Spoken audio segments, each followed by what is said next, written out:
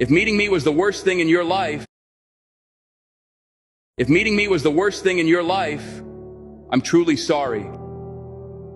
It was never my intention to cause you pain or regret. My hope was always to bring joy, support, and positivity into your world, not to add to your struggles. If I've fallen short of that and caused you any distress, it weighs heavily on me.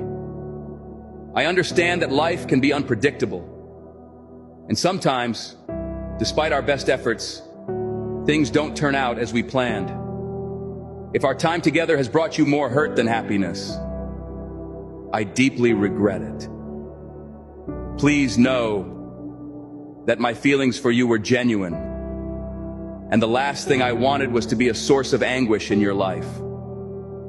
All I can do now is offer my sincere apology and hope for your forgiveness. I wish for you to find peace and healing, and if there's anything I can do to make amends, please let me know.